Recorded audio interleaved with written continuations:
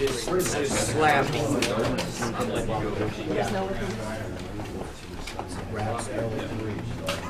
Chris. Hey, Jessica? Hello? Jessica? Sorry about that, I'm here. Okay. We'll be scouting everybody together. Just wanted to make sure everything's cool. Yes, everything's fine. It looks like we're 5 minutes before start time. Okay, I'll check back in a few minutes. Okay. Your little piece of paper.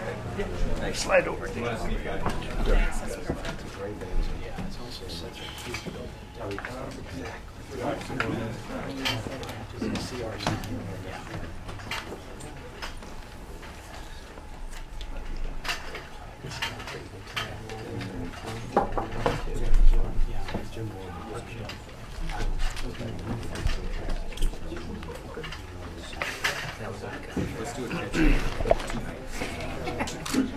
I said, hey, you know, it's quite a I just I think we should all go. It's like David. It's the Bellator guy. You guys wait to be out. Yeah, it's no, just stop.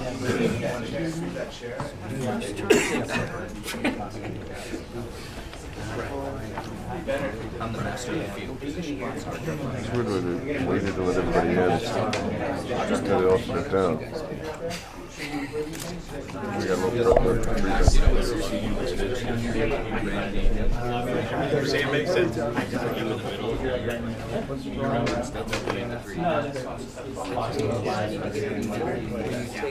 I'll stay back.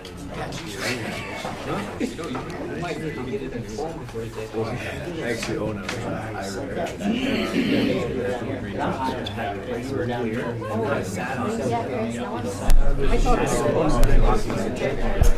There's another tape in your pocket. That doesn't even look keeping it real. Give me. It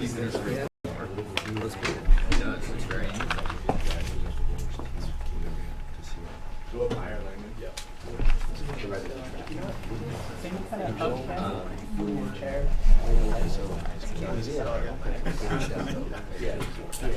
I think the mics are live right now, so you can talk. They want to cover it. Unless it's about me. I love Spike TV and everything about it. Thanks, Frank. Yeah, we're going to probably start at about 5 minutes. Okay.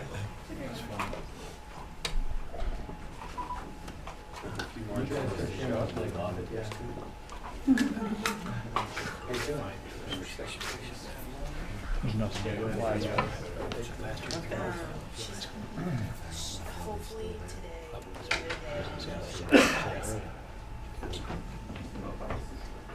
And hopefully today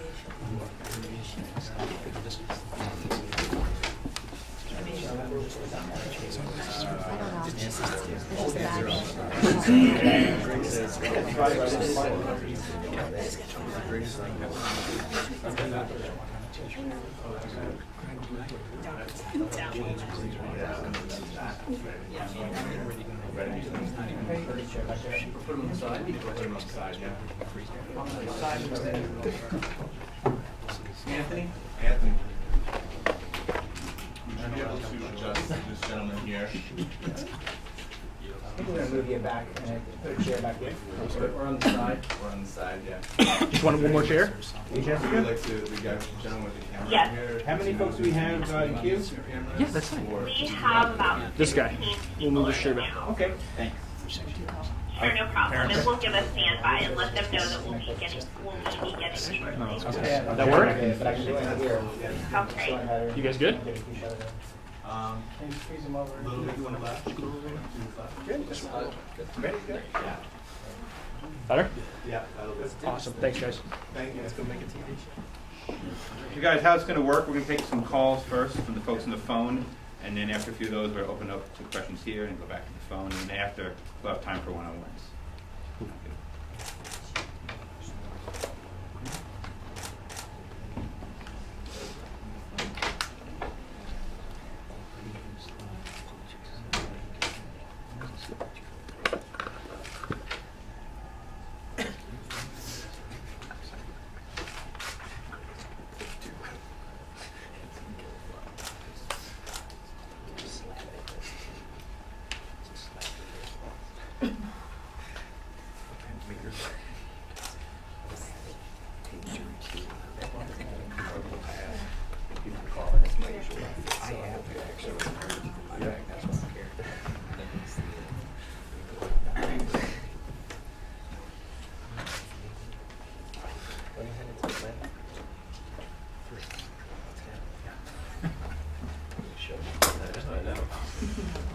exactly.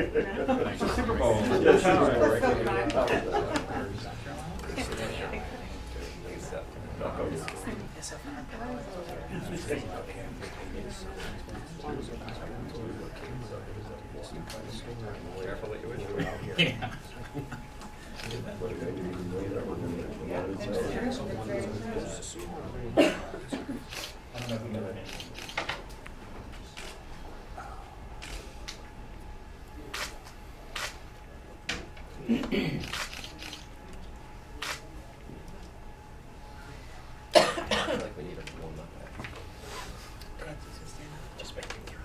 got some material here. These guys can carry me out. There you go. I was asking Frank. That would be better than the alternative, I can tell you. I'd ask Randy. You're trying to get a game or nothing. Randy. Sorry. Yeah, Randy can knock me out. Whoever, I don't care. Just get it done. Get a chair. Oh, really? Hey, David, would you mind standing where you're going to stand just so we can get a frame on you, please? Sure. Excellent, thank you. Okay. Hey, Jessica? Yes, I'm here. All right, we're about to begin. How many folks do we have in queue? We have 28 people. All right, we're going to get started. Would you like to get started? Yep. All right, please stand by silently as I transfer us into the conference. Once you hear music, you'll know that we are live. I'll read the opening script and turn things over to you. Sounds good. 1 moment, please.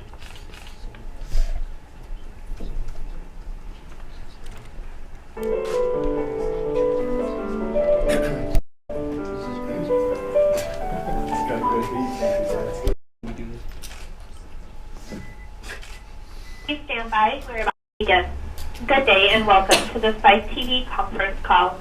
Today's conference is being recorded. At this time, I would like to turn the conference over to Mr. David Schwartz. Please go ahead. Okay, thank you everybody for joining us. Very excited.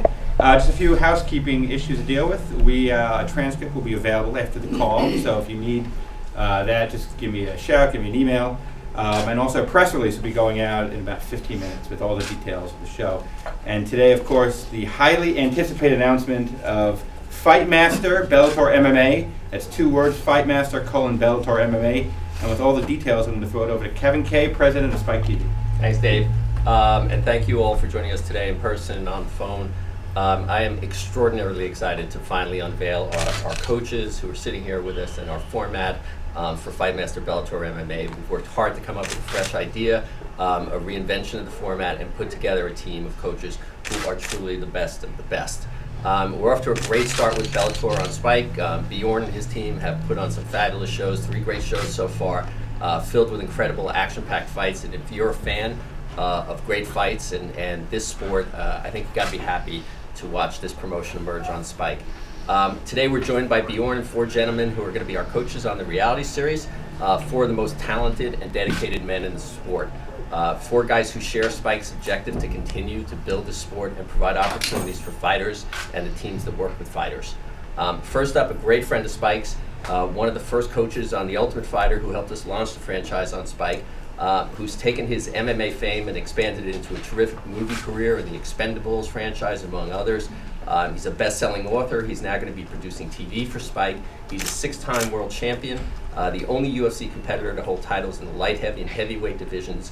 He runs his own gyms, Extreme Couture MMA, and he just released his own signature cologne, Extreme Couture. We ran through the magic couture, and I just want to say, even from here, you smell great.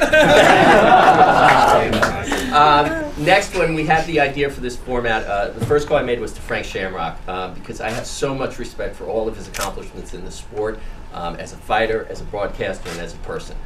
His dedication and love of the sport, his desire to help continue to build it are truly impressive. He's an MMA pioneer, the world's first UFC middleweight champion.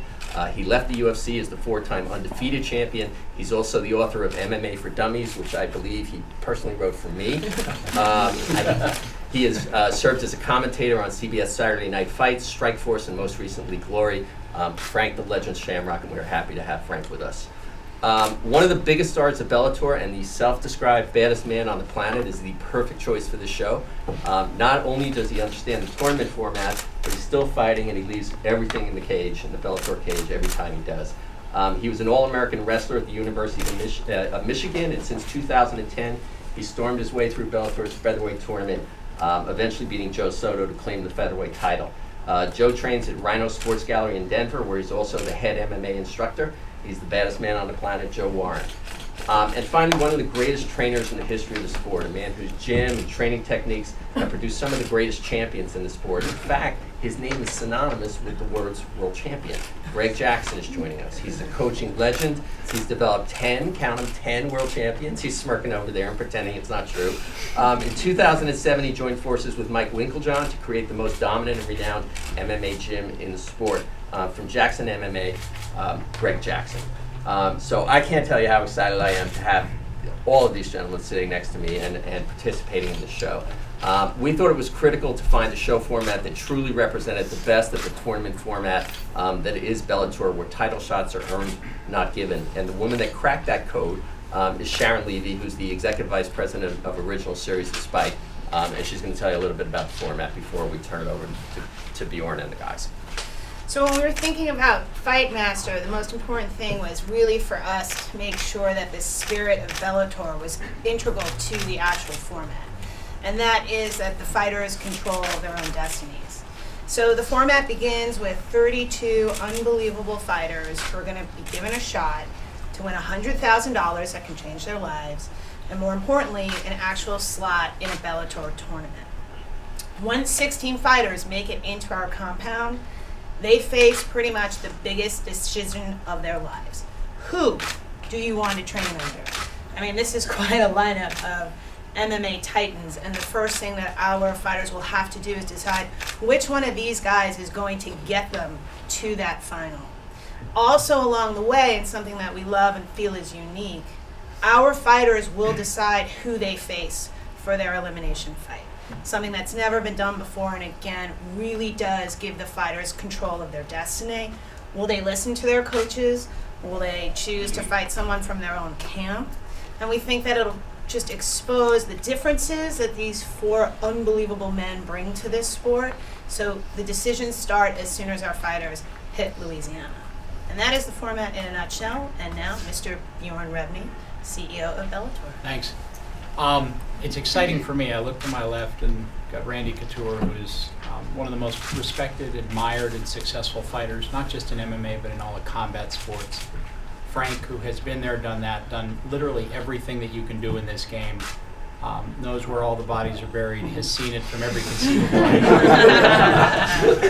I got Greg Jackson sitting 3 guys down from me, and again, it's about a guy who, you talk about Greg's accomplishments in MMA, but really it's about combat sports in terms of legendary trainers, guys who have brought people up and won world title after world title. Greg's at the top of the game. And then the baddest man on the planet, Joe Warren, who stormed to our title and literally is I think the biggest personality in MMA, and has just got the heart of an absolute lion, and is transitioning into coaching and is still going to be fighting for us as well. So it's a spectacular group for us. And I think, as Sharon said and as Kevin said, what it all boils down to is these guys having an opportunity. And I think the most important thing is the qualitative level of the fighters on the show. That's what fuels the whole thing. And our team, working in conjunction with Spike, has done an amazing job getting spectacularly talented fighters to compete on this reality show.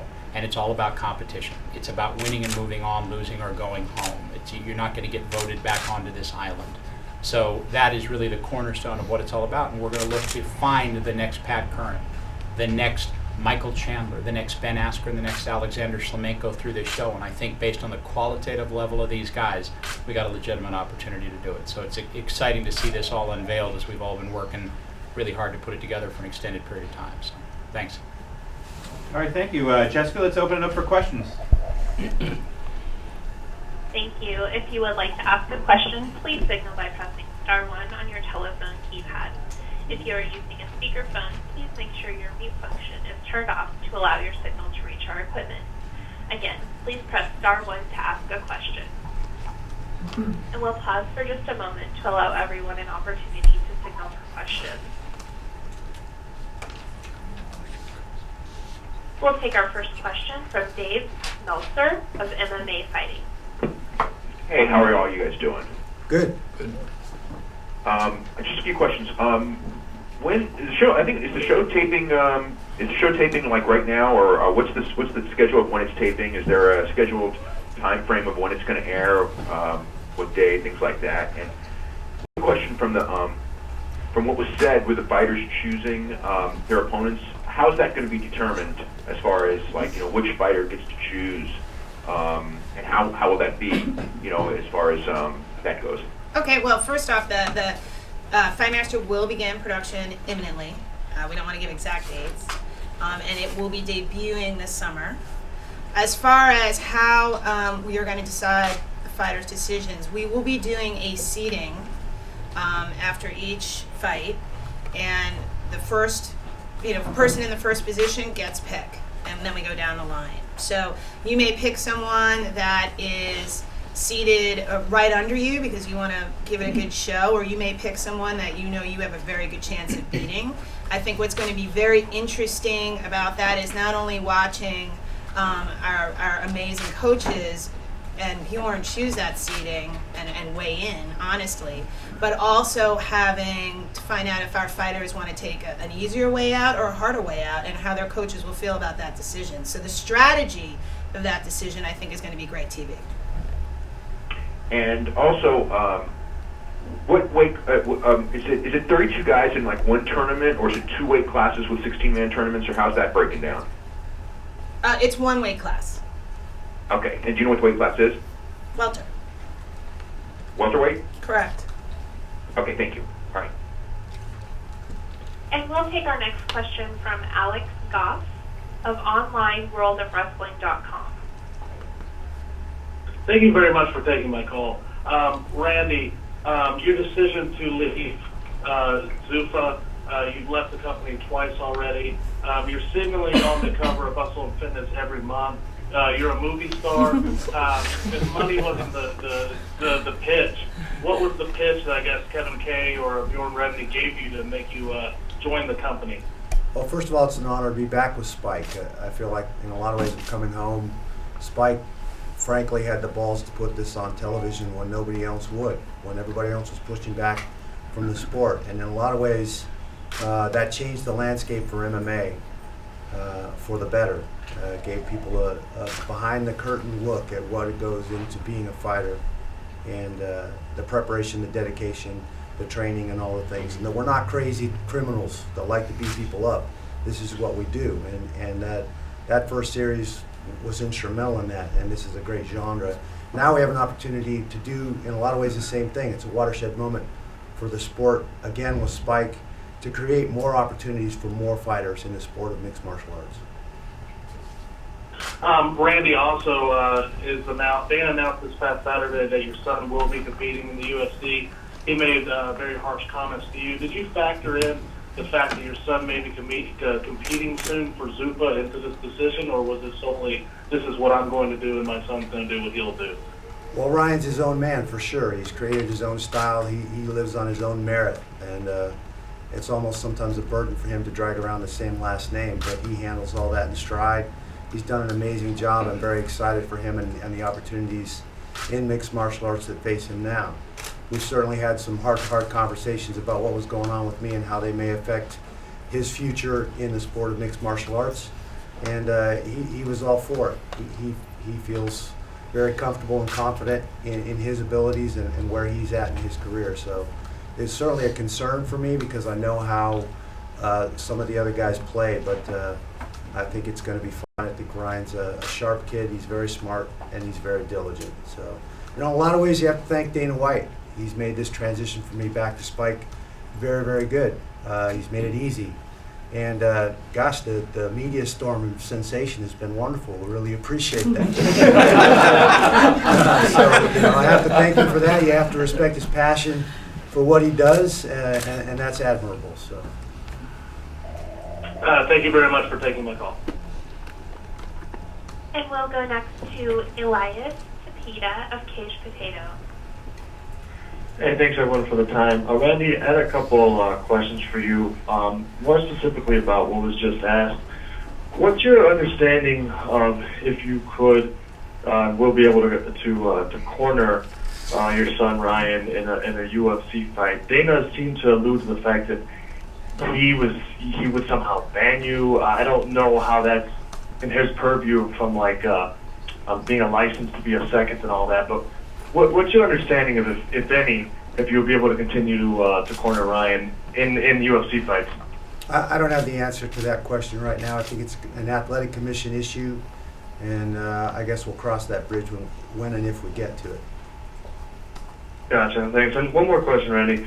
At the time when you signed on to this deal, and congratulations on it, did you have a job with the UFC or Fox kind of similar to stuff you've had before when you were retired? And if not, did you try to? Were there negotiations to try to get one like that? I mean, or was it? Was that not a factor? And you really wanted to do this new deal with Spike? This was a fantastic opportunity for me moving forward and for the sport of mixed martial arts. Did you have a deal at the time, or when it just expire with UFC, or were you looking for one, or no? It really it's irrelevant. We're here to talk about a show on Spike TV, and my deals in the past really don't factor in. Cool. And Randy, is there one last one on that note about the show? It better be about our show. Do you feel you'll be, given all your experience coaching on reality MMA shows before, do you think you're going to be a much different coach this time around, from lessons you've learned, or what kind of weight do you think your experience doing this, and of course all the coaching you do at your gym, will bring to bear in this new show? Well, I think coaching is where I started before I ever started MMA. I was coaching at a university in Division I college wrestling. It's something I've always had an affinity for, something I enjoy.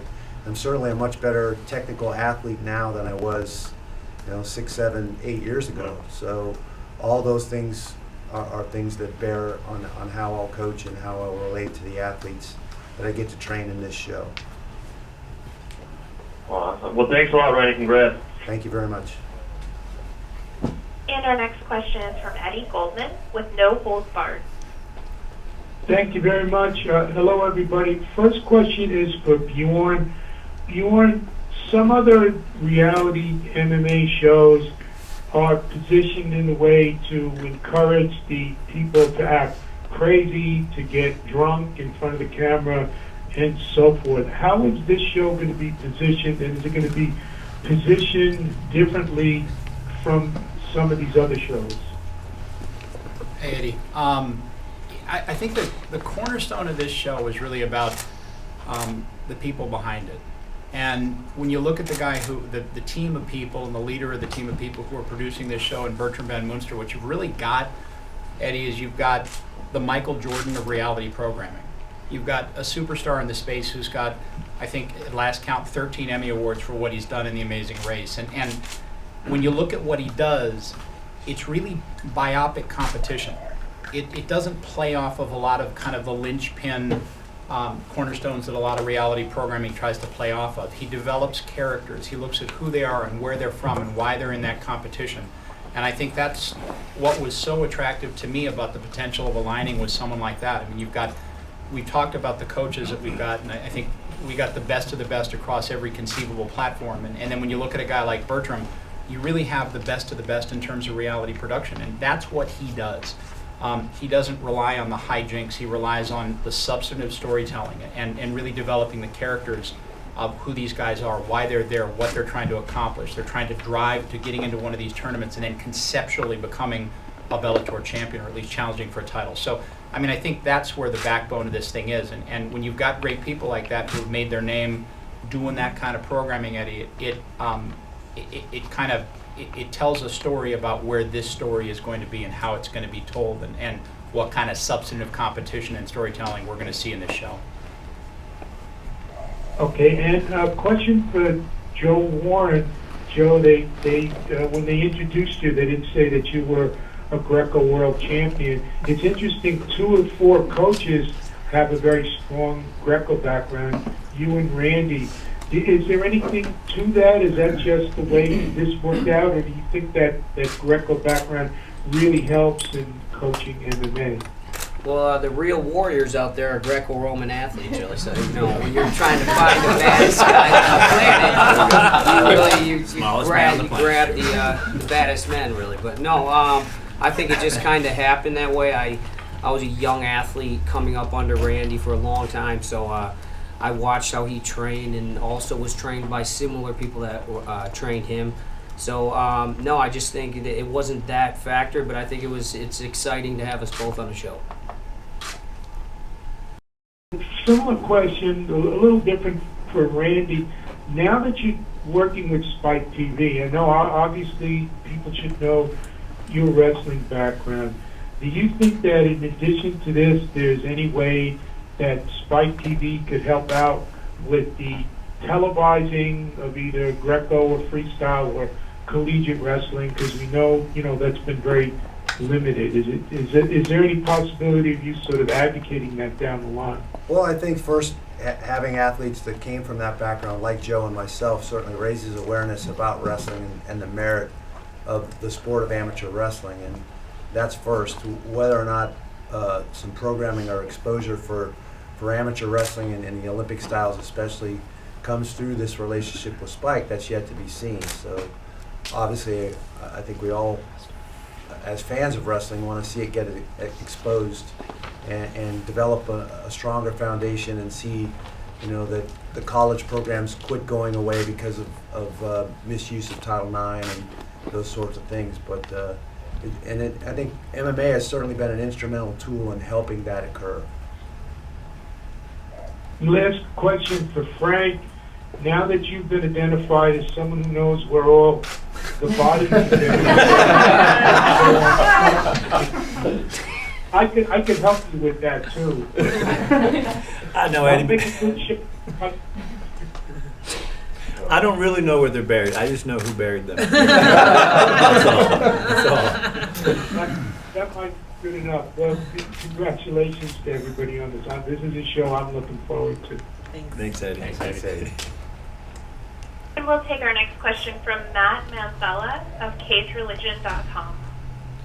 Good afternoon, guys. Thanks for the time. This one's a quick one for Randy.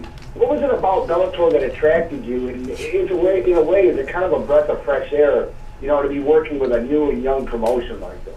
Well, it's certainly nice to be working with a new promotion. I've been interested and had a couple athletes that I've trained that have already competed in Bellator, some of them making it all the way through to title fights, and one of them in particular winning a title in Michael Chandler. So I like the progressive tournament format. You get a chance to pick athletes early in the tournament, follow them all the way through, and you get, I think, a more significant chance to really see them develop and see how they compete. And I think that's what it's about in MMA at the end of the day.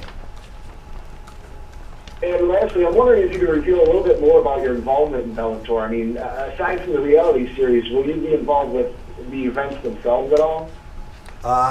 My only involvement at this point is training some athletes that are looking for an opportunity to get a chance to compete in Bellator. All right, thanks a lot, guys. Thanks for the time. Hey, Jessica, we're going to take some questions from the audience here. If you have a question, just speak loudly. Gabe Doyle. Frank, when recently when Strikeforce closed up, you were pretty vocal in saying, if you weren't too happy with kind of the way things were going with the business. What is this? And then you had this opportunity come along. So how is how's your mindset sort of changed in that time? Well, I mean, I played a delicate role in the industry since I've been here so long, and I do know where a lot of people buried the bodies. So, when Strikeforce came to an end, it was just more of an emotional thing for me. I really put a lot of interest in that brand. I mean, I launched it with a very close friend of mine. It was a very intimate experience that meant a lot to me. But and then I retired and was raising babies and doing my thing. But when Kevin K called me and he told me what he wanted to do, I could hear the passion in his voice. I could hear what he wanted to do with the sport. And to me, it was always about this sport. This is one of the greatest sports, and it's given me every opportunity to be successful, my family, my community. And anybody who's willing to help out this sport and get behind it, I want to get behind them. So I got off that phone call very excited about the future of this show and the opportunities. And the coaches, you promised me the best in the world, and we got the best in the world. So I'm just excited about what this show could do for this sport. And that I have a job.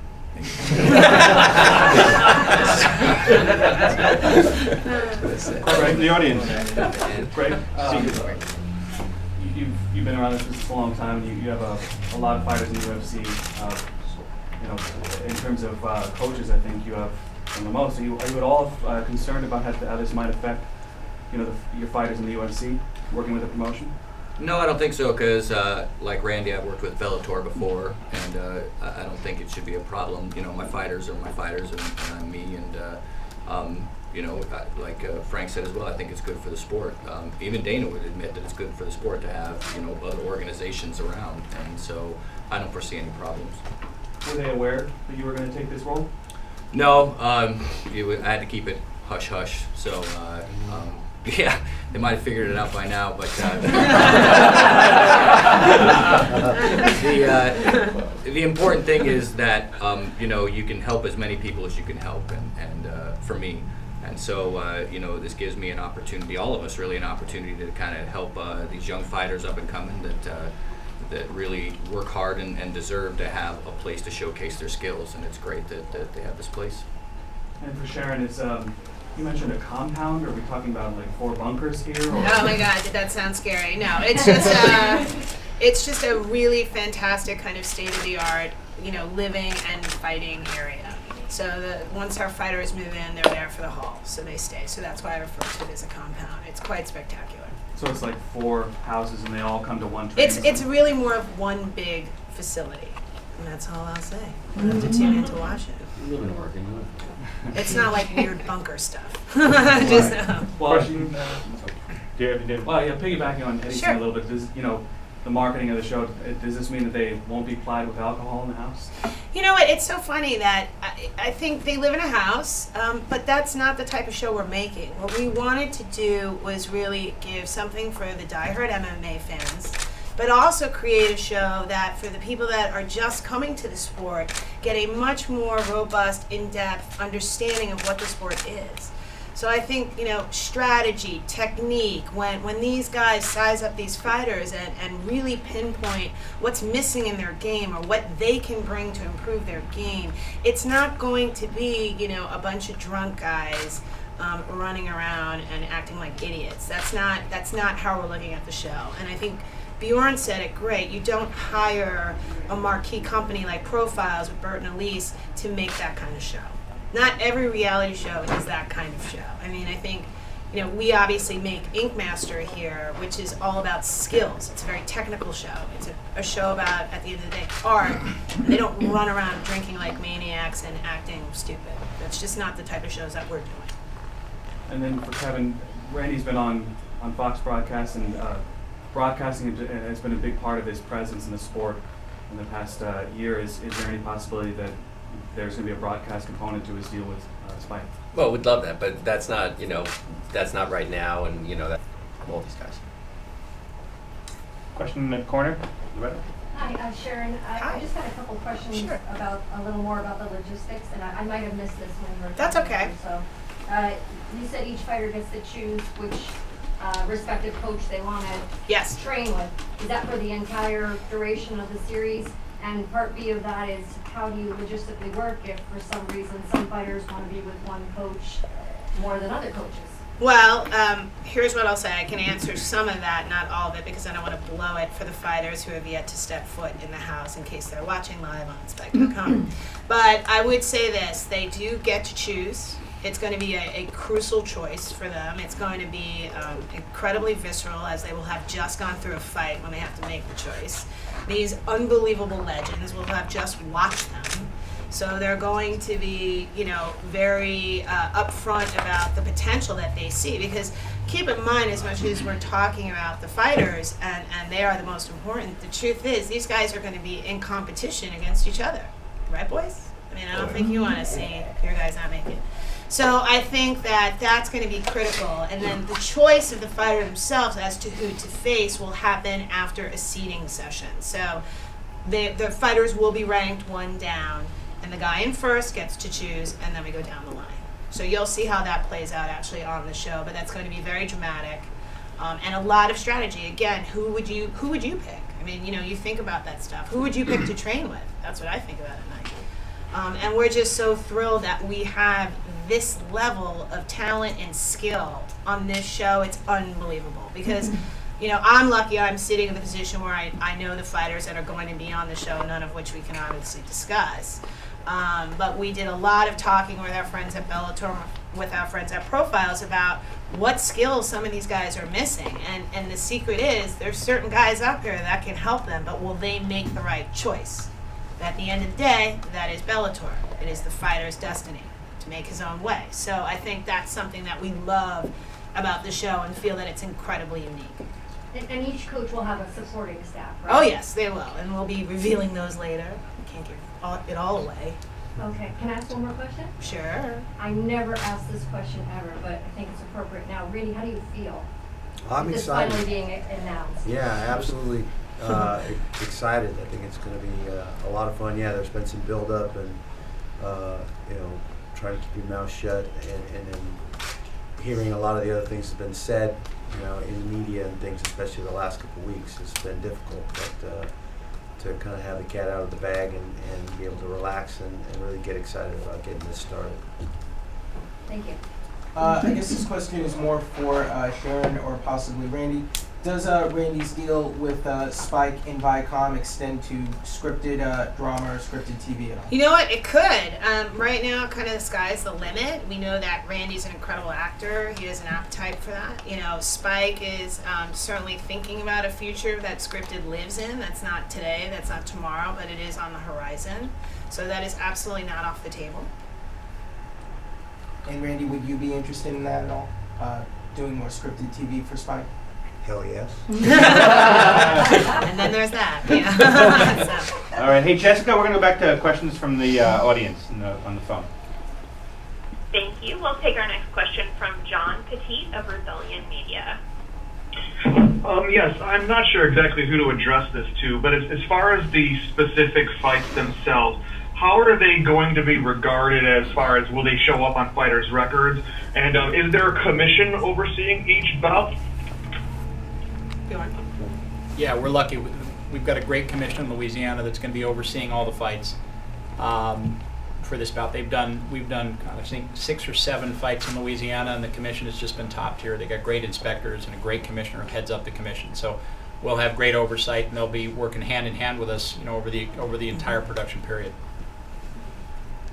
Will the fights themselves show up on the fighters' professional records, or will this be exhibition fights, as in, you know, the other shows like Tough? I'm going to steal a line from Sharon. That's something that we'll reveal at a later date.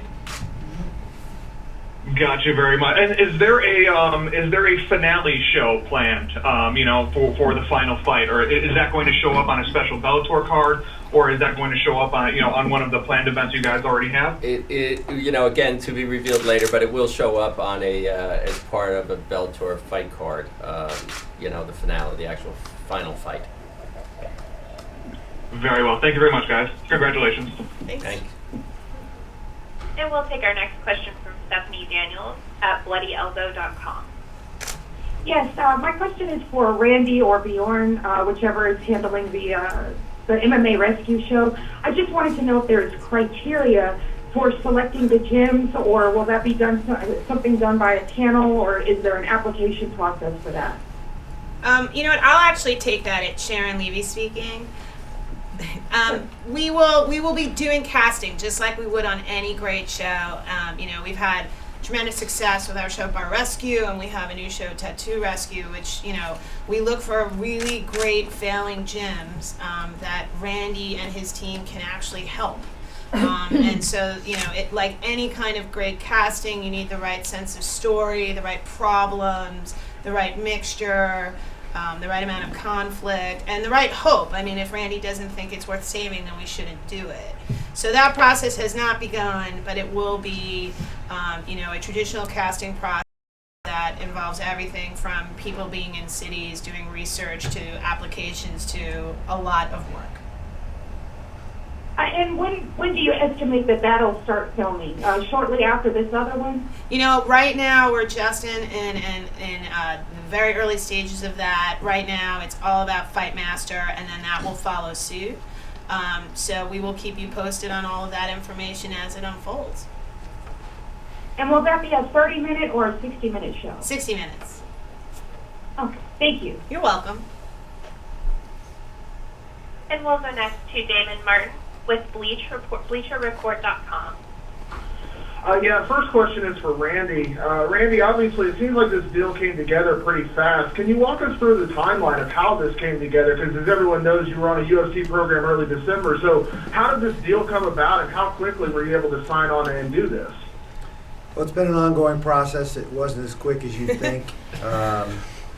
You know, it's been a few months of preliminary discussions and signing an NDA to even hear the pitch, and then obviously for me, you know, making a very important decision as to my future with Zuffa and the rest of things, because I know that it was going to create a huge impact there. So, you know, it's been a serious decision, and it has been a while in the making. To that point, Randy, obviously you've been very busy with your movie career as well. I mean, was it difficult to take the time away and say sign on for this? Because it seems like this will have to be your focus, especially for the next year, I assume, as you do the reality show and do this other show, that you're going to kind of take a step back from movies, I assume, or how is that going to work? I start a new movie in March as soon as we're done filming Fight Masters, and Expendables 3 starts up in August, so I'm not taking a step back from anything. I've been a master juggler for a lot of years, so I'll continue to juggle a lot of balls and do the things that I've been doing. And one question for Greg Jackson. Greg, I know in the past, you haven't been involved with TV shows and things like that because you've always kept the focus on the gym. I know you didn't really do The Ultimate Fighter this season with John Jones because, again, you wanted to work with the guys at the gym. Guys had big fights coming up. How did you come to the decision to, again, take this time to step away from your gym at home and be able to do the reality show for, what we assume is going to be filming for, obviously a couple months?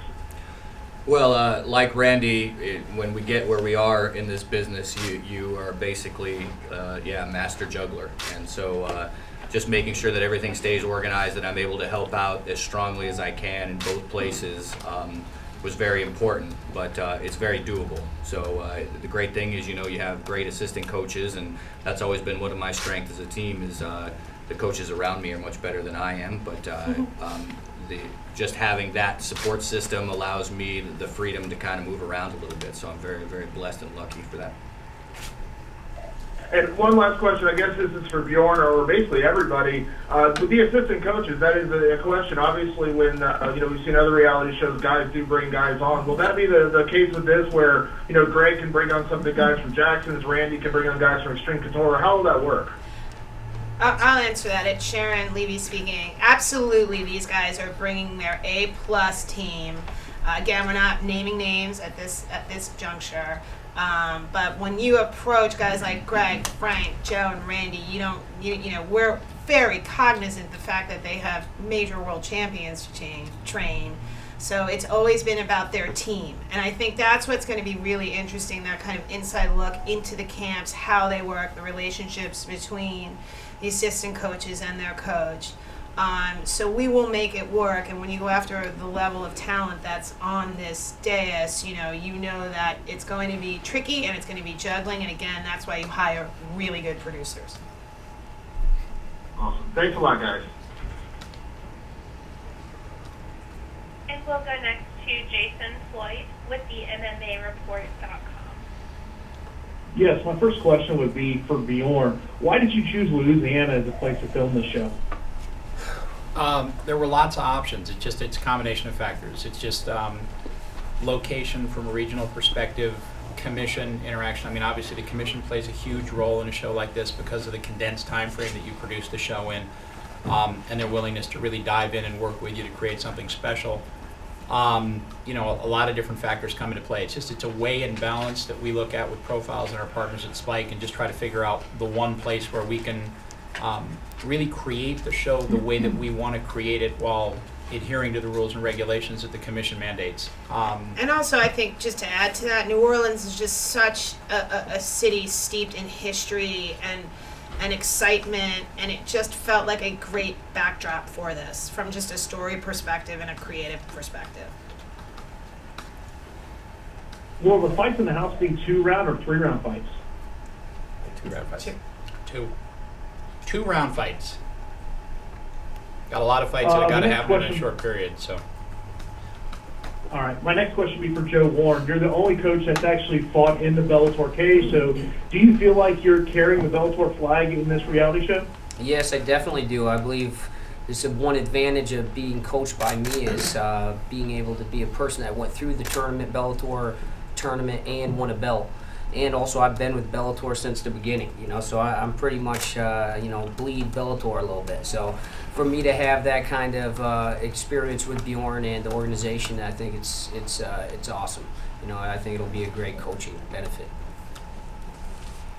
Final question would be for Greg Jackson. Greg, since you do have a lot of fighters in major organizations, while you're filming this show, will you ever leave the show to go corner one of your fighters? Yeah, I have responsibilities to those fighters as well as the new fighters that we're going to be working with on the show, and we'll be able to work out the two. So I will be there for this show, and then also to be able to be there for my guys as well. Thank you. And we'll go next to Jorge Estrella with thesportscourier.com. Hi, this question's for Bjorn.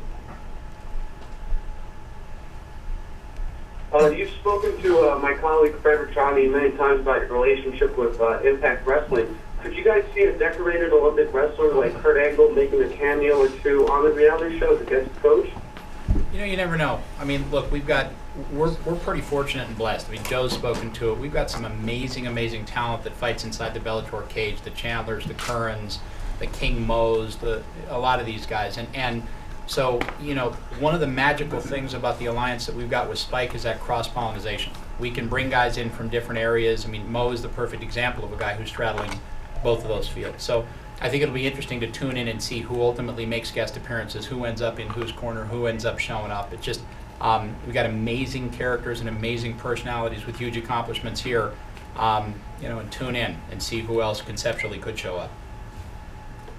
And this question's for Randy.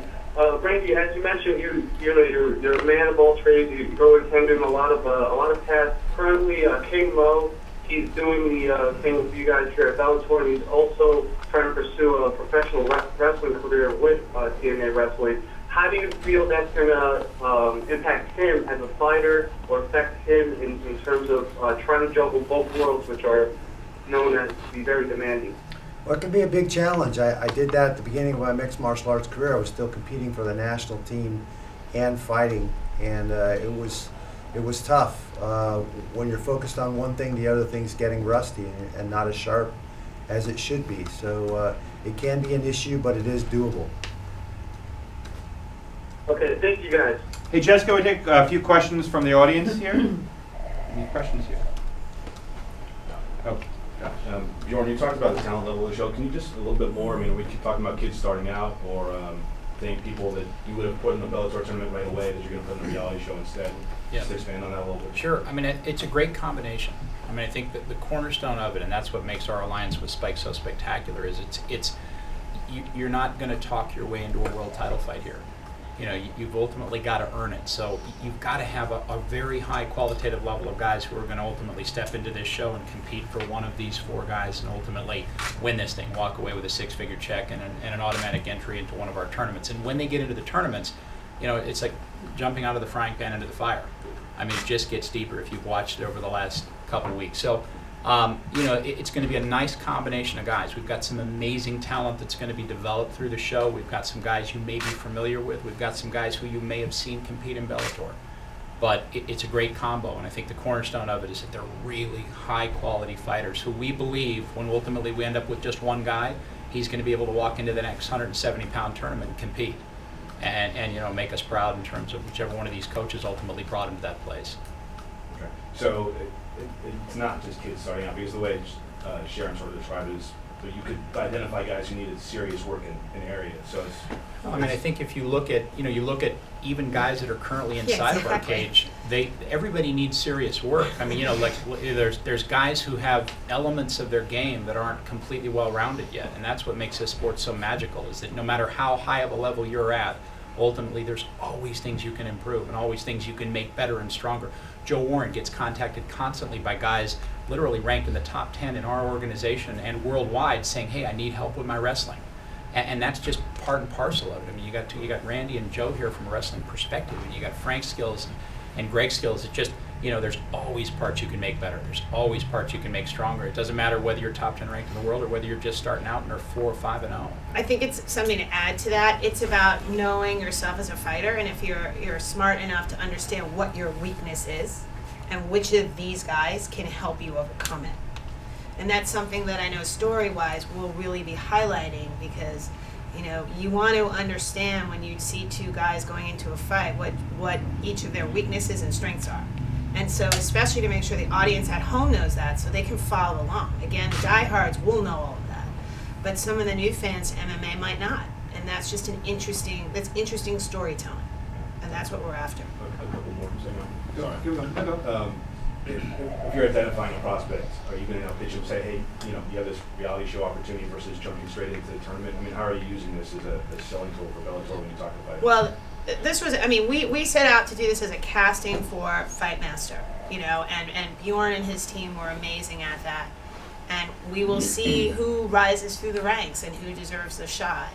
But, we set out to cast the best show that we could with the best talent, with amazing stories and great backgrounds. Like, that's the other thing. These guys are men. We want to make sure that they know, you all know not just their fight skills, but who they are as men, and telling those stories and who will they identify with. That was incredibly important to us. So as you can imagine, we've got guys from all different disciplines and all different types of backgrounds. As a vehicle, the Ultimate Fighter is attempting to do that too, but it's lost a lot of steam over the years. People criticize that they're going to because of the level of talent on the show relevant to winning world championships at the highest level. So just wondering how you balance that. It is a balance. It's a balance. So one of the reasons that it's taken so long to get to this day is because one of the things that we, in addition to finding great coaches, was finding great fighters. Like identifying 32 guys that we believe can compete at the highest level. The guy that wins this tournament, that wins this reality show, is going into a tournament and is going to fight guys at the highest level of the sport. So we need to have the best fighters, and I think, we spent a long time, looked at a lot of people to get to the place where we are today. Well, is there one contract up for grabs because the Ultimate Fighter, it seems like they're all getting contracts in the UFC. Is it winner only guy from the Bellator, or will the rest of the guys get their shots too? No, I think, look, the just like what Sharon just said and Kevin just said, is that you've got to be careful what you wish for. I mean, Exactly. this is not, you're not going to win this reality show and then ultimately spend 2 to 3 years in the developmental process before you get your big shot and get off the .com. You're going to win this show and you're ultimately going to get thrown right in with the wolves at 170 pounds in one of our deepest divisions. And then you're going to have to win or go home and rethink everything that went wrong. So, that's the cornerstone of what we've got. I mean, it's at that level and it's happening immediately. You're going to fight here, you're going to win here, and if you do ultimately capture that prize, you're going to go right into that deep water tournament. What day and time will the show be on with Bellator on Thursday night right now? So we want to announce that? No. I think we'll hold that back. We'll tell you later. It seems a little crazy out there. We're going to keep that. Good noon. Yes. It's that very specific answer soon. Is that satisfying? For Sharon, I think you've touched on this a bit, but with this cast of coaches, will we get to really see the difference in coaching styles? Yes. And the different skills that they have to, obviously Randy and Joe Warren can do way more with the wrestling than like Frank and Greg Jackson are more for submission guys and more on kicking guys. Will we see both their styles of coaching Absolutely. and the techniques that they can? I'm so glad you brought that up. I mean, the perfect chemistry up here was critical. And, it was critical not just from a personality standpoint, but from a skill standpoint. And that's exactly it. They all have different training. They all have different skills. They all have different styles. I mean, I can't wait to see what Frank does to these guys. I might be a little scared. But I think that is going to be the number one thing that we concentrate on. I mean, what is Greg's style? We all want to know. And we haven't really seen it before, with cameras really there every second. What is Randy's style? I mean, so I think we're just so excited about that, but that is exactly it. You will know from the moment you watch the show, from a storytelling perspective, what each of these guys represents and how different they really are in their training environments. Jessica, a few more questions from the audience. And at this time, we have one question remaining in the queue. Once again, if you would like to ask a question or if you have a follow-up question, please press star 1. We'll take our next question from Alex Goff of OnlineWorldOfWrestling.com. Spike TV, the previous company they did business with, like to pretend that Frank Shamrock didn't exist. Is there a possibility we'll see a documentary series about Frank? Will he do commentary on Bellator fighting? Will there be a re-education or possibly even education process of who and what Frank Shamrock is? That's a great idea. No, that's a great idea, and that's something that, actually something we thought about and talked about internally. We'll talk to Frank a little bit about it, but I think that, I think part of what we will do here, as we do on everything, and one of the things we're doing on, with Bellator, with the tournaments, we did a great special on King Mo Unrivaled. That was about trying to get people familiar with Mo, people who might not know him, people who understand his story a little better, try to build stars. We're going to do those with several different fighters over the course of it. I think, that's a great idea, actually. I love it. Where can I contact you? Okay, here's my bad question. Future seasons, is there a possibility of leaving the doors open for possibly introduction of women, different weight classes? How flexible are you on the idea of this reality show? And possibly even fighters who don't make it in the first season but are compelling characters, will we possibly see the reintroduction of those characters in season 2? I think all bets are off. I think to be a quality show, no matter what the show is, you always have to evolve and change. So I think, we've got a great plan and great creative that we feel very strongly about for this season. But I won't even speculate on what would come next. Anything goes. Okay, thank you for taking my call. Sure. Any final questions from the audience here? Oh, go ahead. I have a question for Sharon and then a question for Kevin, if I might. Sharon, you said before all the fighters will fight and then they're seated and then they get to decide. Not all the fighters will fight. I don't want to actually tell you how many because it will give away. I but guess there will be a fight and then there will be seating. Okay, is there some type of elimination in that first round? Yes, if you lose your fight, you are off the show. So does that pare them down to half the 32 to the 16 for the teams? Or? The 32 are for the first 2 days. 32 guys are basically fighting for a chance to make it into the compound. At the end of that, there will be 16, and our show starts from there. Gotcha. Kevin, can you talk about why you're picking the summer to run this show and not the fall? A lot of networks wait to the fall. How does that benefit the Spike audience to let this debut in the summer? Well, look, I think, one of the things that we want to do is make sure that Bellator has a year-round presence on Spike, right? So, as I've said before, it's like, Bellator is, a huge priority for us and, our partner is a huge priority for us. So having a year-round presence is critical. If we could have it on 52 weeks a year, we probably will. So, this first tournament ends in April. Then we get into the reality show. We'll talk about it a little bit when we announce that. We get into the reality show. We have some summer fights, and then we get into a fall tournament. So the notion is, and I think I actually think like spring summer is a really great time, for us and for our audience. So but the real key to this is to make sure that we're continually pumping out great Bellator content. And getting the fans to watch. And traditionally, I'll just add to that. Reality is very hot in the summer. It's if you remember back, it's where Survivor launched. It's where a lot of great shows launched. So summer is a good time for cable in general. Though now it's competitive year round. Gotcha. And so in the summer there'll be a little bit of overlap, right? We might have the summer series running at the same time. Well, we won't comment on that because we still haven't given you the dates. Okay. So. But we will soon. Okay, thank you. Question over here? Yes, will you guys broadcast this overseas? Europe, Brazil, Asia? Yeah, yes. It's a good question, and I'm not sure that we have the exact answer to it yet. Like in which specific territories it will air, but it will air in a lot of foreign territories. Any last questions? You guys have been. You guys have cultivated a lot of international talent. That's been where you found a lot of your undiscovered gems. What's the potential to see a lot of international competitors on this show? Nothing. Look, as Sharon said, nothing's ruled out. And the cornerstone of what we're about is it doesn't matter how great your hair looks or how poor your hair looks, or whether you're married to a supermodel. What really matters here is the competition level.